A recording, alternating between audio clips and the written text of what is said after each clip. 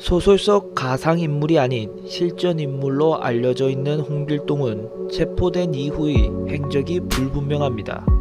체포된 이후 타로케 오키나와로 가 활약했다는 설이 있으며 류쿠 섬의 호족인 오야케 하카하치와 홍길동이 동일 인물이라는 주장도 있었습니다. 다만 홍길동은 오야케 아카치 설은 이미 주류 학계에서 부정되고 있습니다. 금나라의 시조가 되었다고 여겨지는 김씨성을 가진 정체불명의 신라인입니다. 비록 김한보가 신라인이니 여진족이나 금나라가 모두 한국사다는 이야기는 절대 아니지만 적어도 여진족의 지배층 중에 신라계 인물이 있었을 가능성은 주류학계에서도 꽤나 설득력 있게 받아들여지고 있었죠.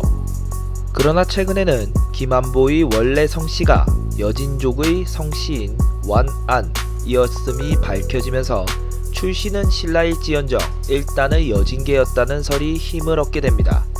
즉, 그의 정체는 여진계 신라인이라는 것이죠. 한나라가 고조선을 멸망시킨 후 지배하기 위해 낙랑군, 임둥군, 진범군, 현도군 이렇게 4개의 한사군을 설치하죠. 낙랑군은 한사군 중에서 세 번째로 오랫동안 살아남은 군현인데 다른 군현들이 부여나 고구려 등의 토착민 국가들의 독립이나 정복으로 인해 폐지되어 사라진 것과 달리 낙랑군은 고구려의 발언과 함께 패망했다는 기록이 나오고 나서 한참 만에 또 고구려에게 정복당했다는 기록이 나오는 등으로 관련 기록이 모순되기도 하고 원래 낙랑군이 있던 자리에 최씨 낙랑국이라는 독립국의 기록이 나왔다가 느닷없이 중국 왕조의 소속 군현인 낙랑군으로 다시 언급되는 등 관련 기록들이 개판이라서 역사학자들을 혼란에 빠뜨리고 있습니다.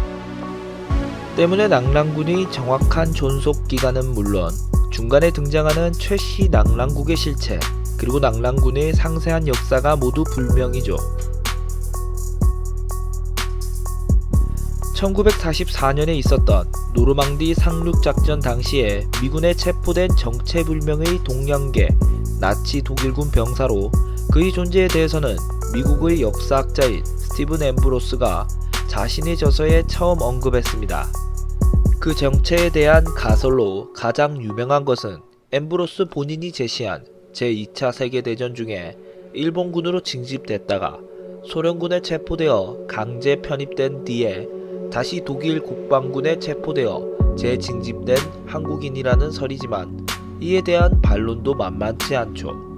다른 가설로는 한국인이 아닌 중앙아시아 출신 소련군 포로가 독일군에 투항했다는 설이나 독일에 체류 중이었던 동양계 사람이 징집됐다는 설이 제기되고 있지만 전부 도시전설 이상의 신빙성을 기대하기 어렵습니다. 이 정체불명의 동양인의 최후에 대해서도 미군을 따라 미국으로 가서 영구 정착했다는 설, 소련군에 넘겨져서 굴라그에 수감되었다는 설, 이 사람이 한국인이라는 설이 맞다는 전제하에 한국으로 귀국했다는 설이 있지만 그 어느 것도 확실하지 않죠. 그래서 노르망디의 한국인 이야기를 바라보는 관점에 따라 한국사로 간주될 수도 있고 세계사로 간주할 수도 있다고 하죠.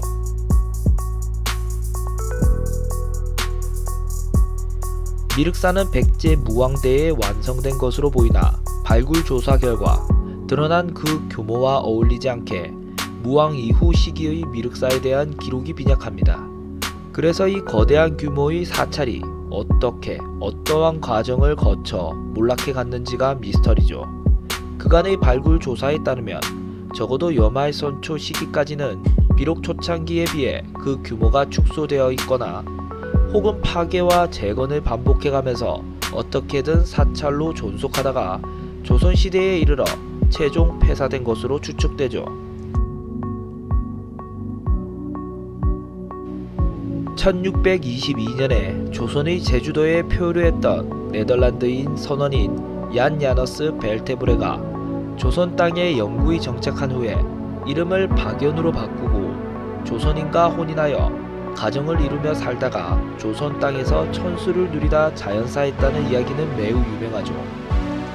하지만 개개인마다 성씨와 본관이 있을 정도로 혈통에 집착하는 경향이 있어서 가문마다 반드시 족보를 보유하고 있는 한국 사회에서 박연의 후손들이 어찌 되었는지, 그들의 혈통이 단절되었다면 언제 단절되었는지가 알려지지 않은 건 상당한 의문을 낳고 있습니다. 때문에 2000년대에 대한민국 정부와 네덜란드 정부가 합동으로 박연의 후손을 찾는 작업에 돌입했으나 끝내 성공하지 못했다고 하죠.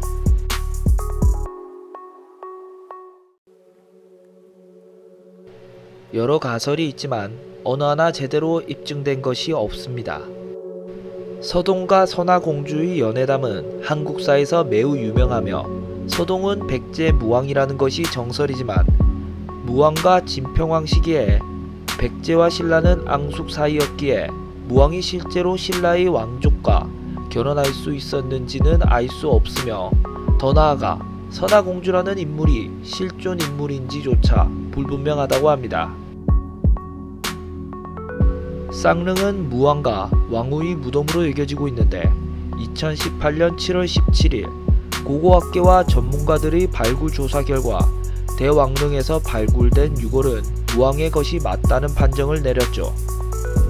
소왕릉에 대해서는 2019년 재발굴 및 조사가 진행되었지만 문자 그대로 티끌 하나 남지 않고 전부 도굴되었기에 무덤 어디에도 피장자가 선화공주임을 알려주는 증거가 나오지 않았으며 피장자가 선화공주가 아님을 알려주는 증거 또한 나오지 않았다고 합니다.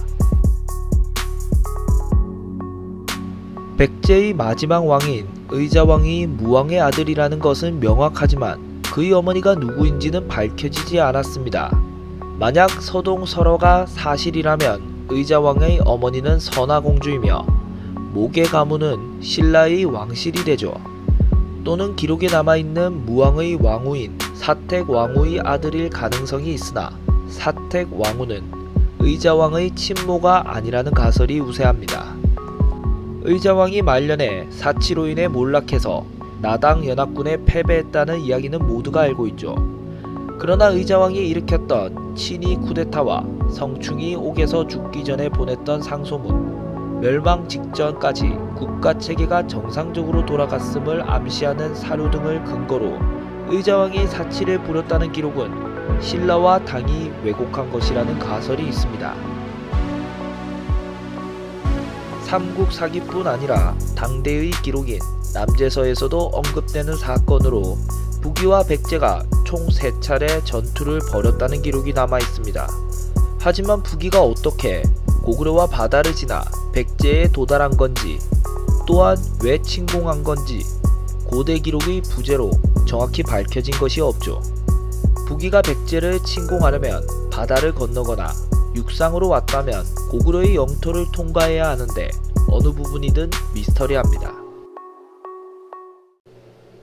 이른바 마루타로 불리는 생체 실험의 피해자들 중에 윤동주와 그의 사촌형인 송몽규가 있다는 주장은 예전부터 끊임없이 제기되어 왔지만 거의 음모론에 가까운 수준이어서 상당한 기간 동안 학계에서는 무시되었습니다. 하지만 당시의 기록에서 생체 실험의 정황이라고 추정되는 서술이 발견되면서 주류 학계에서 실제로 이 둘이 생체 실험의 희생자였는지에 대한 논쟁이 벌어지고 있습니다. 신라 4대 왕인 석탈해의 출신 성분에 대하여 삼국사기에서는 외국의 동북쪽 천리에 위치한 다판하국의 왕자연노라고 기록하고 있는데, 현재 주류 역사학계에서는 이 다판하국의 위치에 대한 논쟁이 일컬어지고 있습니다. 일단 석탈해의 관련 설화에서 그가 가야의 왕위를 두고 수로왕과 대결을 벌이다가 패했다는 얘기가 등장한다는 점에서 석탈해가 어느 지역의 유력자 출신임은 분명하다고 보고 있죠. 석탈해의 정체에 대해서는 종래에는 인도 출신이었다는 주장이 제기된 바 있고, 그 이외에 현재 유력시 되는 가설로 캄차카 반도 출신설과 사할린 및 일본의 도호쿠 지방 홋카이도 출신설, 한반도 동북부에서 이주한 옥저계나 동해계 유이민설, 현재의 강원도 지방에서 이주한 토착부족 출신설 등이 제기되고 있습니다. 신라의 태조는 박혁거세입니다. 그러나 놀랍게도 문무왕릉 비문에는 신라의 태조는 성안왕이라고 기록되어 있습니다. 성안왕은 삼국사기나 삼국유사에서는 전혀 등장하지 않은 인물입니다. 문무왕의 동생인 김인문의 묘비 역시 신라의 태조는 성안왕이라고 기록하고 있습니다. 그는 과연 누구일까요? 신라의 태조라고 일컬어지는 사람이지만 이 사람이 누구인지가 밝혀지지 않았습니다. 일단 주류학계는 기존에 알려진 왕들 중의 한 명에게 올려진 왕호일 것으로 추정하고 있습니다. 고인돌은 비단 한반도뿐만 아니라 세계 곳곳에서도 발견되는 유적이긴 하지만 유독 한반도에 많이 집중되어 있죠. 이처럼 한반도에서 고인돌이 집중적으로 발견되는 이유에 대해서는 아직 명확히 해명된 바가 없습니다. 일단 한반도는 타 지역에 비해 적은 노동력으로 고인돌을 쉽게 만들 수 있는 지형이 많다고 하지만 그래도 무거운 돌을 이용해 어떤 구조물을 만드는 것 자체가 상당히 중노동에 속해서 이를 만든 목적도 불분명하고 무엇보다도 이런 것의 공사를 강요할 권력자가 있는 것도 아닌 상태에서 고인돌을 만든 것 자체가 많은 의문을 남기는 상황입니다.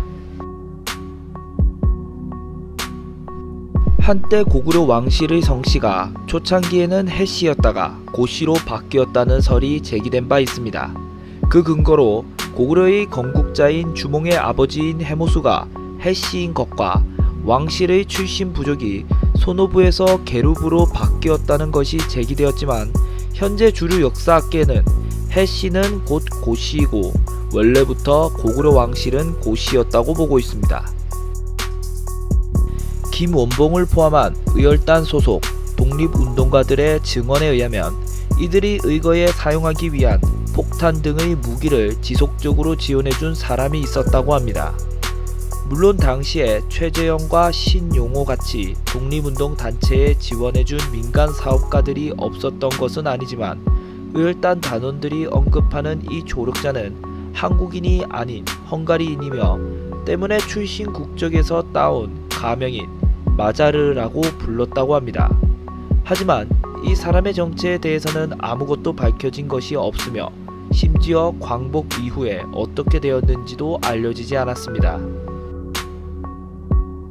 대한제국 시기에 고종의 주도로 설립된 관영 언론사이자 첩보기관으로 고종의 밀서를 외국 정부에 전달하는 역할을 하면서 한국의 독립운동에 막대한 영향을 준 단체입니다.